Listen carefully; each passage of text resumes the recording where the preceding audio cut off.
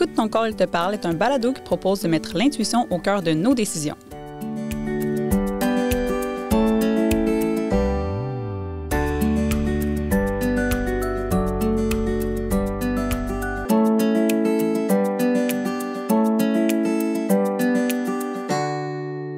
Bienvenue au balado Écoute ton corps, il te parle. Je suis Kamal Eddin El-Kébir, étudiant à la maîtrise en sciences de l'activité physique. Et je suis Karine Paiement, étudiante au doctorat en sciences de l'activité physique. Donc aujourd'hui, Karine, on va voir l'importance de la diversité, tant dans le mouvement que dans l'alimentation. Je rappelle à ceux qui nous écoutent que ce balado ne remplace pas les recommandations personnalisées d'un ou d'une professionnelle de la santé.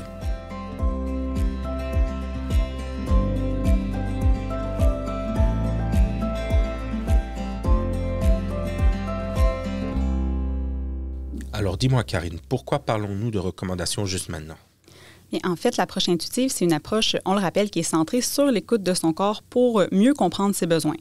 En d'autres termes, on veut encourager la connexion avec soi-même pour déterminer quoi manger et comment bouger pour développer une relation qui est harmonieuse tant avec le corps, mais aussi avec l'alimentation puis l'activité physique. Et ça peut être un peu contre-productif de parler de recommandations tôt dans le processus parce que des recommandations, ça reste des facteurs qui sont externes et qui peuvent affecter notre capacité à reconnaître les signaux que notre corps nous envoie. Manger et bouger intuitivement, ça ne veut pas dire non plus de manger ce que je veux quand je veux ou attendre d'avoir envie de bouger pour le faire sans me poser de questions. D'avoir des connaissances sur la nutrition et l'activité physique, ça nous aide aussi à faire des choix éclairés pour prendre soin de mon corps et me sentir mieux finalement. Donc, c'est pour ça qu'on va en parler des recommandations malgré tout. Et on en parle seulement à la fin parce qu'on veut construire sur une base solide, donc être à l'écoute de nos signaux corporels avant d'ajouter le rationnel à tout ça. Quel type de mouvement devrais-je intégrer dans mon horaire régulièrement? Bien, en fait, on peut commencer par regarder les recommandations canadiennes en matière de mouvement sur 24 heures. Puis ça inclut, oui, l'activité physique, donc le mouvement, mais aussi l'absence de mouvement d'une certaine façon, donc le sommeil et le temps sédentaire. Alors, dans les recommandations, on retrouve le fait qu'on devrait dormir entre 7 et 9 heures par nuit. On devrait limiter le temps sédentaire à moins de 8 heures par jour. Et ça inclut un maximum de 3 heures de temps d'écran de loisirs. Donc, on est conscient que ça se peut que notre travail exige qu'on soit derrière un ordinateur, mais en termes de loisirs, un maximum de 3 heures. Et une interruption aussi fréquente que possible des périodes en position assise. Donc, le plus souvent possible, on essaie de se lever. Et au niveau de l'activité physique, on va viser à atteindre au moins 150 minutes d'activité physique d'intensité moyenne ou 75 minutes d'activité physique d'intensité élevée par semaine. À ça, on va essayer d'intégrer des activités de type renforcement musculaire au moins 2 fois par semaine, donc par exemple la musculation ou du yoga. Et finalement, plusieurs heures d'activité physique, on va dire d'intensité légère chaque semaine. Et quand on parle d'intensité, est-ce que je dois mesurer ma fréquence cardiaque pour déterminer si j'atteins ou pas cette intensité suggérée? Non, dans le fond, il faut rappeler que les recommandations, ce sont des guides. Donc, ce n'est pas nécessaire de les viser et d'essayer de les atteindre là, à la perfection. D'ajouter du mouvement dans notre quotidien, même si on ne rencontre pas les directives, c'est déjà une victoire en soi, puis ça apporte déjà des bénéfices. Par contre, si on veut quand même essayer de viser à atteindre ces intensités-là, on ne va pas nécessairement aller se procurer un cardio-fréquence-mètre pour mesurer notre fréquence cardiaque. Là, on peut tout simplement se fier à notre perception de l'effort. Puis ça, pour y arriver, on peut penser à une échelle de 0 à 10. 0 étant « je suis immobile, donc je ne fais aucun effort » et 10 étant « je donne le maximum d'effort que je suis capable de fournir ». Puis si on parle des activités physiques d'intensité moyenne, bien, sur mon échelle, je viserais peut-être un 5 ou 6. Et dans le fond, ça se traduirait par le fait que je suis capable de parler pendant mon effort physique, mais j'observe quand même que je suis un petit peu plus essoufflée puis que ma fréquence cardiaque augmente. Si on parle d'activité physique plutôt d'intensité élevée, bien là, sur mon échelle, ça va plus se retrouver autour de 7 à 8. Puis, je suis encore capable de parler, mais seulement des réponses courtes. Donc, je ne peux pas tenir une discussion. Il ne faut pas me poser des questions ouvertes. Là. C'est des questions qui se répondent par oui ou par non, idéalement. Sinon, je vais être très essoufflée. Ma respiration, elle est très bruyante. Puis, bien, évidemment, ma fréquence cardiaque, elle est un peu plus élevée.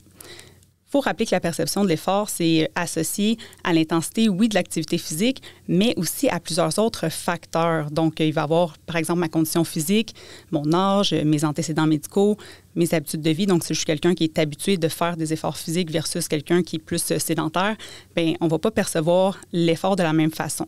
Et il y a aussi le fait que c'est subjectif. Tu sais, la perception d'effort, c'est une perception, hein, ça le dit.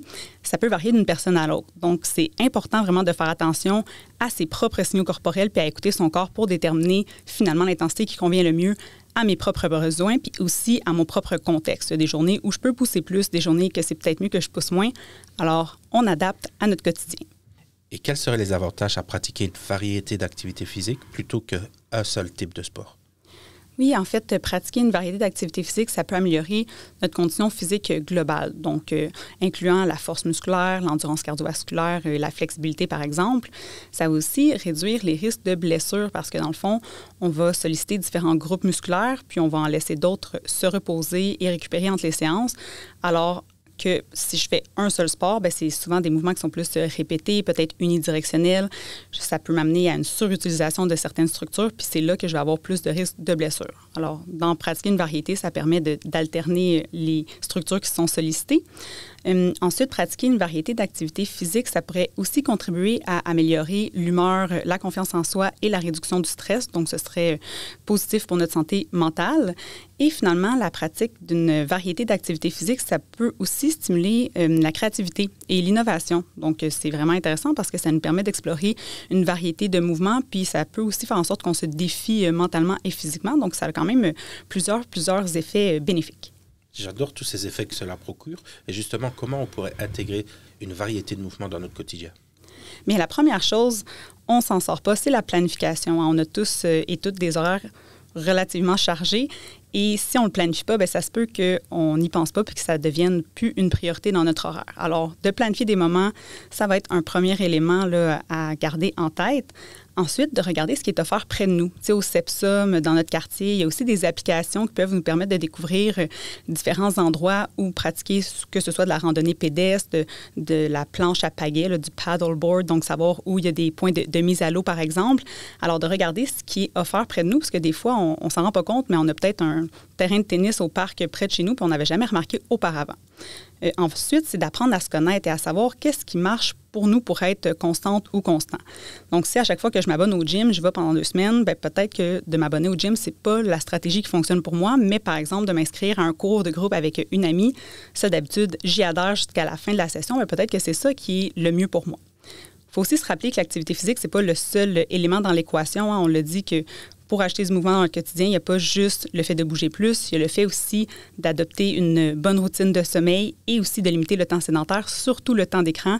Donc, tout ça, c'est des stratégies qui peuvent nous aider à prendre soin de notre corps et à mettre du mouvement dans notre quotidien. Donc, en résumé, pratiquer une variété d'activités physiques plutôt qu'un seul type de sport peut avoir un impact positif, notamment sur la condition globale et sur la santé mentale. Il existe des recommandations en matière de mouvement qui incluent le sommeil, le temps sédentaire et l'activité physique. Mais il faut se rappeler qu'il s'agit de recommandations générales et que celles-ci ne sont pas des règles à suivre, mais plutôt des guides.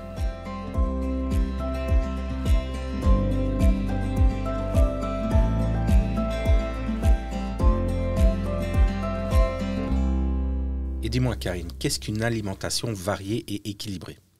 On peut penser à 3 mots-clés. D'abord, la variété, la modération et l'équilibre.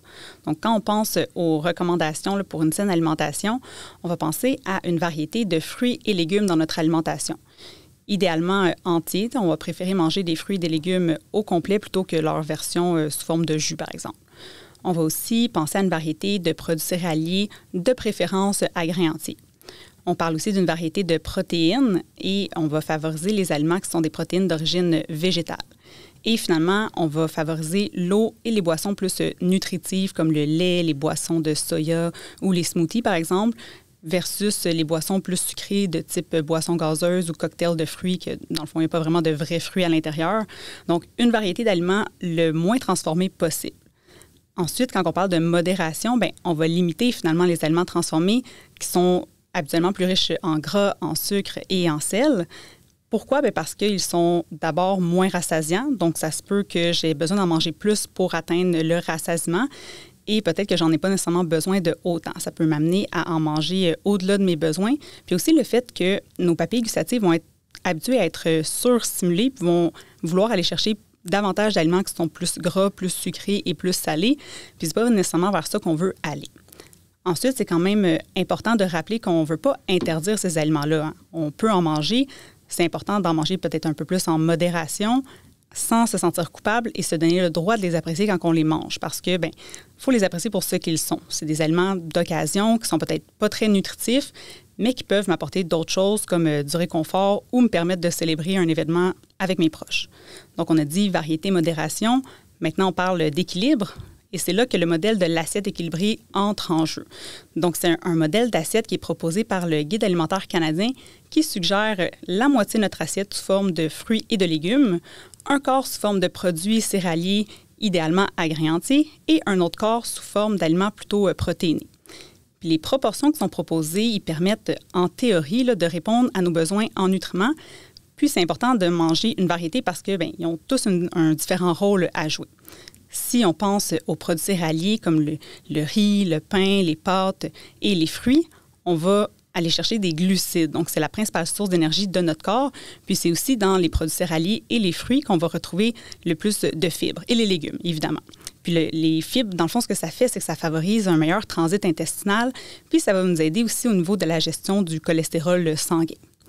Quand on pense aux aliments plutôt protéinés, donc tout ce qui est viande, volaille, poisson, produits laitiers, légumineuses, produits de soya, etc., et c'est ceux-là qui vont nous fournir davantage de protéines. Puis les protéines, leur rôle, c'est surtout au niveau de notre structure. Donc la structure de nos muscles, de notre peau, de nos organes, nos hormones, etc. Puis si je ne mange pas assez de glucides, ça peut faire en sorte que mon corps va aller chercher les protéines de mes muscles pour remplir les fonctions que les protéines devraient remplir habituellement. Ensuite, si je pense aux huiles, aux noix, aux graines, aux poissons gras, c'est là qu'on va aller chercher davantage les lipides, qui sont une source d'énergie à plus long terme. Ils vont avoir un rôle aussi à jouer au niveau de mon rassasiement et au niveau de l'absorption de certaines vitamines qu'on va dire liposolubles, donc les vitamines qui ont besoin d'être entourées de molécules de gras pour être absorbées. Les lipides vont aussi jouer un rôle au niveau de la santé de notre cerveau et aussi protéger nos organes, entre autres. Et finalement, tous les groupes d'aliments fournissent différentes combinaisons de vitamines et de minéraux et donc participent activement aux nombreux mécanismes qui permettent à notre corps de fonctionner de façon optimale. Et est-ce que je pourrais prendre tout simplement pour combler tous mes besoins des multivitamines?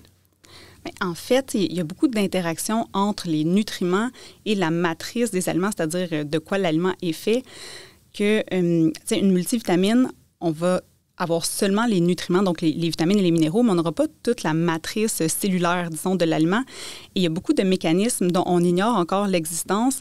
Donc, de façon générale, on va vraiment préférer les aliments aux suppléments parce qu'il y a des choses qu'on retrouve dans les aliments qu'on ne va pas retrouver dans les suppléments. Donc, à moins d'indications contraires, là, évidemment, d'un ou d'un professionnel de la santé, on va vraiment favoriser la consommation d'une variété d'aliments frais idéalement pour aller chercher le maximum de nutriments via les aliments plutôt que les suppléments. OK, super. Ici, on vient de voir ce qu'était plus ou moins une assiette équilibrée. Est-ce qu'elle est adaptée à tout le monde et est-ce que je devrais la respecter pour la majorité de mes repas? Mais en fait, ta question se divise peut-être en deux temps. La première, c'est est-ce qu'elle est adaptée à tout le monde? Bien non. En fait, on peut avoir besoin de l'ajuster, là, notamment si on a un mode de vie qui est actif. Par exemple, si je fais plus d'1 heure d'activité physique dans ma journée, mais ça se peut que j'ai besoin d'avoir une proportion plus grande dans mon assiette de produits céréaliers et de fruits parce que, dans le fond, j'ai besoin de plus de glucides, donc plus d'énergie, et un peu moins peut-être de légumes qui sont moins denses en énergie. Par contre, il faut se rappeler que ça reste des guides et il faut l'adapter au jour le jour selon comment on se sent. Aussi, la deuxième partie de ta question qui était est-ce que je devrais la respecter? Bien, on ne veut pas nécessairement respecter l'assiette équilibrée à chacun de nos repas. T'sais, un peu comme pour l'activité physique, on le disait précédemment, les recommandations, ça reste des guides. On ne veut pas créer de nouvelles règles, on ne veut pas s'imposer un peu comme un plan alimentaire ou un régime le ferait. C'est plus un repère visuel. Puis ce qu'on veut, c'est peut-être d'ajouter des légumes si on en mange peu. On n'est pas obligé d'atteindre la moitié de notre assiette pour en avoir des effets bénéfiques. Là. C'est déjà une victoire en soi si je commence à en manger puis que d'habitude, j'en mangeais peu. Puis finalement, viser l'assiette équilibrée à tous les repas, c'est peut-être pas réaliste non plus. Il y a des repas où ça se prête moins, puis c'est normal. Si je pense à une assiette de pâtes, oui, je pourrais peut-être ajouter une salade en accompagnement, etc., etc. Mais dans les faits, peut-être que c'est un plat de spaghettis ce soir que j'avais prévu de manger, puis j'ai peut-être pas de salade à faire comme accompagnement. Puis c'est correct. Là, je peux essayer peut-être, si je ressens le besoin de manger un petit peu plus de fruits, de légumes, un petit peu plus de fraîcheur dans le reste de ma journée, ça peut être justement en collation un petit peu plus tard que je vais intégrer davantage de fruits, de légumes. Et par quelle étape je pourrais commencer si j'aimerais justement tordent vers une alimentation plus équilibrée? La clé du succès, c'est vraiment de cuisiner, là. Des fois, ça peut peut-être moins nous tenter ou on a peut-être moins le temps, mais on peut aussi penser à prendre des raccourcis comme acheter des fruits et des légumes qui sont congelés ou qui sont peut-être déjà coupés. L'autre chose qui peut nous aider aussi, c'est, sans tomber dans une planification qui est rigide, mais quand même planifier mon menu parce que dans le fond, ça peut, entre autres, m'aider à faire des économies, à limiter le gaspillage alimentaire. Puis, si je planifie un petit peu mon menu de la semaine, bien, en regardant mon horaire, je vais voir c'est où que j'ai le temps de cuisiner de façon réaliste et c'est quand que j'ai pas du tout le temps puis que ça me prend des go-to, entre guillemets, faciles à préparer rapidement. L'autre chose qu'on peut faire aussi, c'est on peut prévoir en faire plus. Et si je fais une recette qui se congèle, tout ce qui est soupe, potage, mijoté, tout ça, c'est des choses souvent qui se congèlent bien. Alors, tant qu'à avoir sorti ma planche à découper, puis tant qu'à avoir sali les chaudrons, bien, j'en fais plus, puis j'en congèle comme ça les semaines où je suis en session d'examen, par exemple, bien, je vais avoir des plats prêts à manger qui sont directement dans mon congélateur. Autre chose que je peux faire aussi, c'est peut-être de planifier un moment avec une ou un ami, puis de cuisiner ensemble, puis de partager finalement les repas qui ont été cuisinés, puis de partager aussi la facture. C'est une façon de rendre un peu l'utile à l'agréable. Finalement, il y aurait peut-être aussi de penser au fait que améliorer notre alimentation, ça passe pas seulement par le contenu de l'assiette. Ça passe aussi par les comportements qui vont être autour de l'acte de manger. Donc, dans la mesure du possible, cuisiner le plus souvent que c'est réaliste dans notre horaire, essayer de manger en bonne compagnie, donc d'essayer de moins s'isoler puis de manger avec des gens, de prendre conscience de nos habitudes alimentaires puis de prendre le temps de savourer les aliments et de les apprécier. C'est vraiment des éléments qui sont tout aussi importants que ce que je retrouve vraiment dans le contenu de mon assiette. Puis, on rappelle la thématique du jour qui était la variété. Donc, oui, la variété, mais aussi la modération et l'équilibre, c'est vraiment les 3 points à retenir, mais parfois, il faut se rappeler aussi qu'il y a des situations qui sont hors de notre contrôle. Puis ça peut arriver que par moment, mon alimentation, c'est pas ma priorité, puis je mange tout simplement pour être fonctionnel, puis ça aussi, bien, c'est correct. En résumé, une alimentation variée et équilibrée est aussi une alimentation qui devrait nous permettre donc de nous sentir bien physiquement tout en répondant à nos préférences gustatives. Et la consommation d'une variété d'aliments frais et cuisinés maison va contribuer donc à la qualité de notre alimentation, mais il est important de rappeler que tous les aliments peuvent faire partie d'une alimentation saine et équilibrée.